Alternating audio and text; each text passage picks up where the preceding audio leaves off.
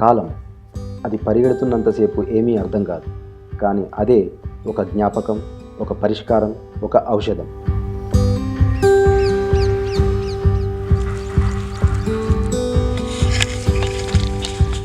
కాలం అది మనల్ని అడవి దారి నుంచి మట్టి దారిలోకి మార్చింది.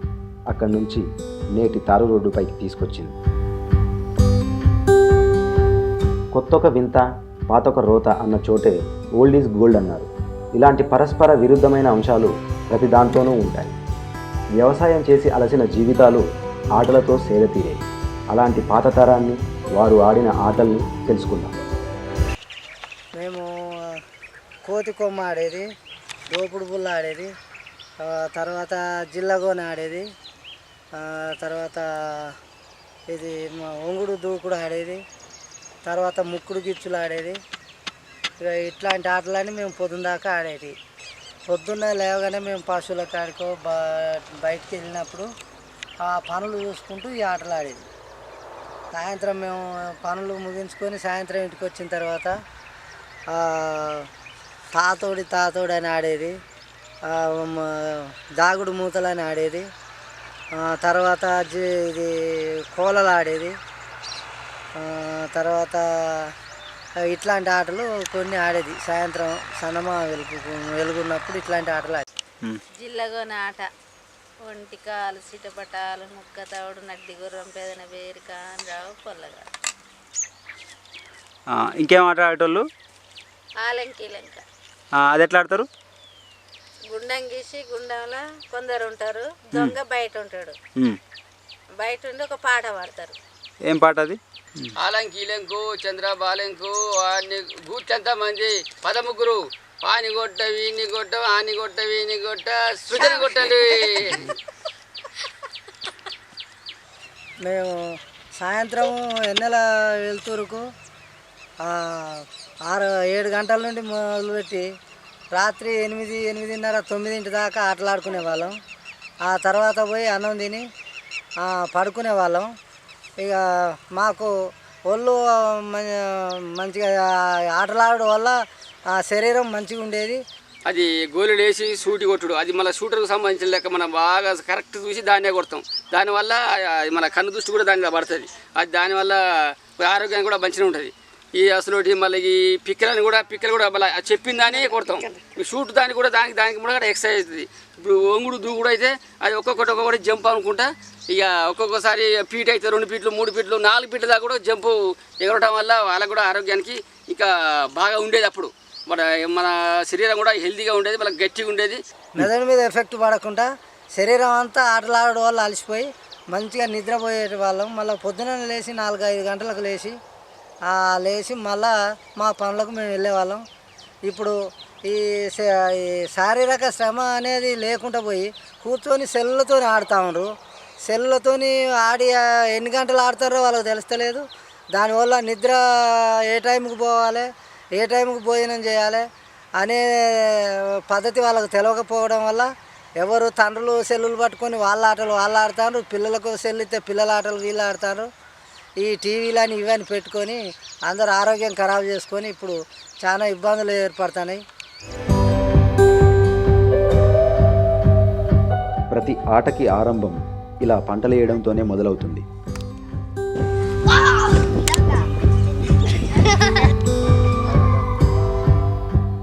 మన బాల్యానికి ఈ భూమాతకి అవినాభావ సంబంధం ఉంది. మన్నులో నుండి అన్నం తీసిన మనిషి రైతైనాడు. మన్నులో ఆడిన ఈ పిల్లలు చిన్ని కృష్ణులైనారు.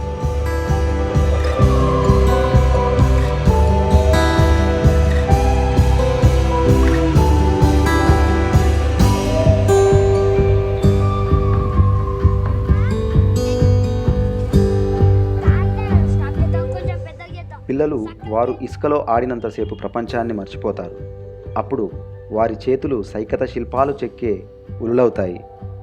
వారు పిచ్చుక గుళ్ళను కట్టినాక అమరశిల్పి చెక్కనలవుతారు.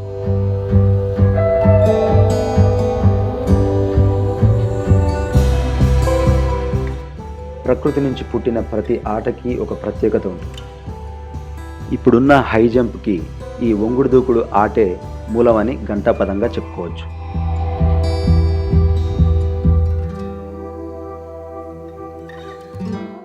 మట్టితో మమేకమైన ఆటల్లో ఈ దోపుడు బుల్ల ఒకటి.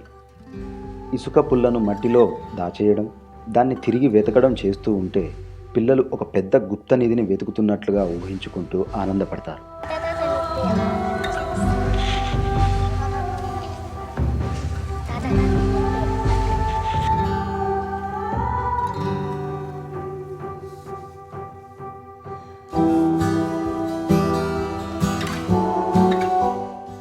ఇలా ఎక్కువసార్లు ఈ ఆటలో దొంగైన వారితో మట్టి కుప్పలు చేతబట్టించి వాటిని వేర్వేరు చోట్లలో వదిలేసి తిరిగి వెతుక్కోవడంతో ఆట ఆనందంగా ముగుస్తుంది.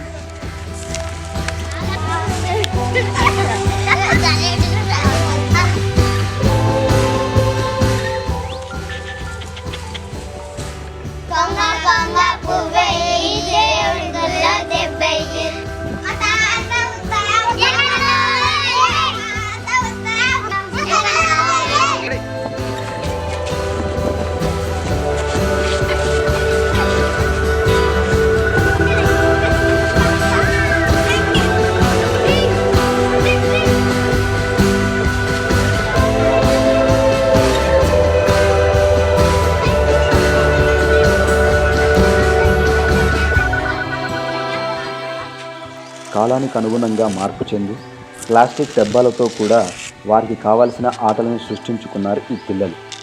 అలాంటి కోవలకు చెందినవే ఈ డబ్బా కోల్, రాయి రప్ప.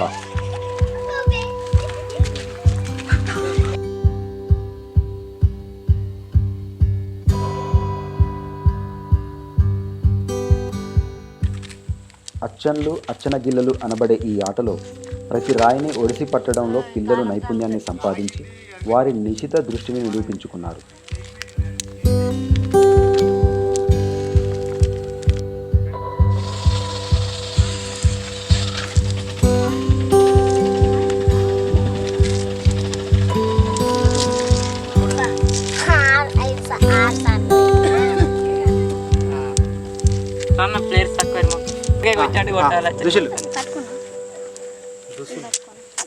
జీవితంలో వేసే ప్రతి అడుగు క్రమశిక్షణతో పడాలి అన్న దానికి సంకేతమే ఈ రైలు బండి ఆట.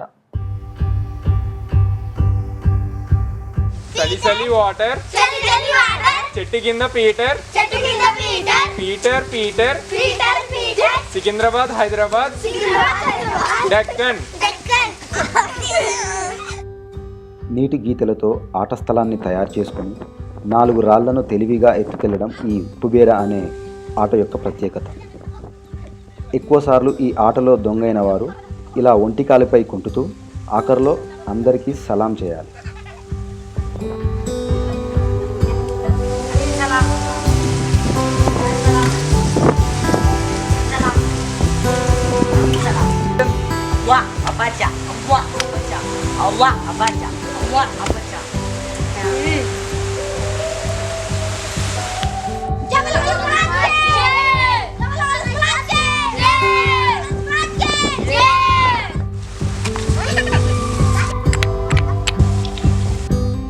ఒక గిరి దాటకుండా కష్టపడి పైసా పోగు చేసి సంపాదించిన సంపద అకస్మాత్తుగా కూలిపోతే దాన్ని తిరిగి చాకచక్యంతో నిలుపుకోవడం ఈ ఏడు పెంకలాట అలియాస్ పల్లి ఆట యొక్క అంతరార్థం.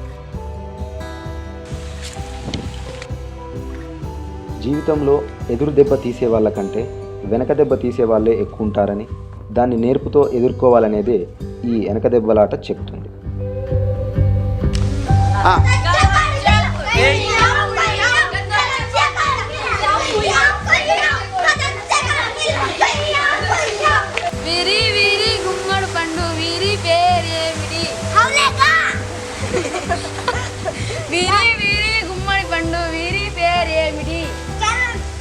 వీరి వీరి గుమ్మడి పండు వీరి పేరేమిటి? వీరి వీరి గుమ్మడి పండు వీరి పేరేమిటి? వీరి వీరి గుమ్మడి పండు వీరి పేరేమిటి? ఎక్కడ దొంగలు అక్కడే దాచుకోండి, తల్లి దగ్గర దాచుకుంటే తట్టెడు పెండ.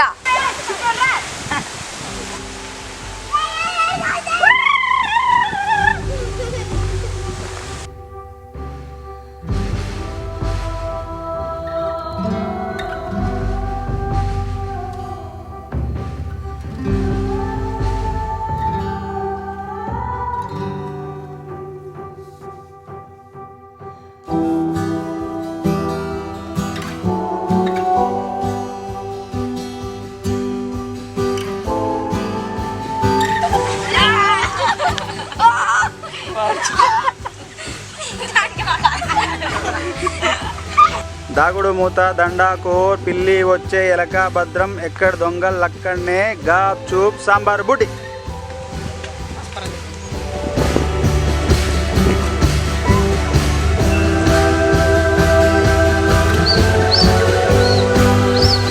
మా పిల్లలకు మేము కొంతవరకు నేర్పినా కానీ ఆ రోజుల్లో మాకు ఎలక్ట్రిసిటీ కరెంటు లేకుండేది. కరెంటు లేకపోవడం ద్వారా మామూలుగా శారీరకంగా యాష్టపడే ఆటలు ఆడేవాళ్ళం. యాష్టపడే ఆటలు ఆడి పడుకుంటే హాయిగా నిద్ర పట్టేది. ఇక ఇప్పుడు ఈ కూర్చొని ఈ తలపైన భారం పడే అట్లాంటి సెల్లులలో ఆటలు ఆడి పిల్లగాళ్ళంతా మెంటల్ ఖరాబ్ అయిపోయి అంతా శారీరకంగా చాలా ఇబ్బంది పడుతున్నారు. ఆ ఆటలు ముందు ముందు తరాలకు ఇట్లనే ఉంటే ఇంకా వాళ్ళ పిల్లలు అసలు సెల్లు లేకుంటే వాళ్ళు జీవించే అట్లాంటి పరిస్థితే లేకుండా పోతుంది. ప్రజెంట్ చూసుకుంటేనే అయితే పిల్లలు మొత్తం అడ్డే పోతారు. ఇప్పుడు ఏమైనా ఇప్పుడు మళ్ళీ పాత ఆటలు రావాలంటే ఇక మేము అప్పుడు జమాలు అయినా కానీ ఇప్పుడు ఆడరాదు. ఆ పిల్లగాళ్ళకి మొత్తం ఏం లేదు. ఇక ఈ మళ్ళీ వాళ్ళకి ఏమైనా సెలవులు వచ్చినప్పుడైనా ఏమన్నా అప్పుడప్పుడు మనమైనా అప్పుడప్పుడు తగిలిస్తే ఆ పిల్లలకు ఈ పత్తాలాట అని మొత్తం ఎక్సర్సైజ్ చేసినట్టు అవుతుంది. వాళ్ళకి ఆరోగ్యం బాగుంటుంది. ఇప్పుడు సండే లేకపోతే ఏదైనా సెలవులప్పుడు అలాంటప్పుడు మనం ఇలాంటి నేర్పిస్తే ఆ పిల్లలకు కూడా కొంచెం ఆరోగ్యంగా ఉంటారు. టెక్నాలజీ పెరుగుడు వల్ల ఆడుతూ ఉన్నారు సెల్లుతోనే. అది మంచిదే, మంచిగా ఉపయోగించుకుంటే మంచిది. కానీ అందులో ఎంతవరకు అయితే మంచి ఉన్నదో అంతవరకు ఉపయోగించుకోకుండా ఆ సెల్లులతో ఇంకా అనేకమైన చెడు ఆటలు ఆడు చెడుగా దాన్ని ఉపయోగించుకున్నది వల్ల ముందు తరాలు ఖరాబ్ అయిపోయే పరిస్థితి ఏర్పడుతుంది. అది మంచిగా ఉన్నంత వరకు దాన్ని ఉపయోగించుకొని ఆ తర్వాత మనము ముందు తరాలకు పనికొచ్చే అట్లాంటిది శారీరక శ్రమ పడే అట్లాంటి ఆటలు కొన్ని అలవాటు చేసుకోకపోతే ముందు తరాలు ఈ ఆటలకు దూరం అయిపోయి శారీరక శ్రమకు దూరం అయిపోయి వాళ్ళు చాలా ఇబ్బందులు పడే పరిస్థితి ఏర్పడుతుంది. ఒక తరానికి మరో తరానికి మధ్య అంతరాల్ని అవాంతరాల్ని తగ్గించేది ఒక యువతరమే. పల్లెటూళ్ళ నుంచి పట్నం వచ్చిన ఓ యువత, ప్రతి వ్యక్తి మీకు తెలిసిన ప్రతి చిన్ననాటి ఆటల్ని మీ పిల్లలకు చెప్పండి, నేర్పించండి, వారితో ఆడండి. పాత తరం జ్ఞాపకాలు కొత్త తరంతో ఊపిరి పోసుకుంటాయి. అప్పుడు కొత్తొక వింత పాతొక రోత అవ్వదు. ఖచ్చితంగా పాతకాలం ఎప్పుడు మెదడుకు మేతకాలమే.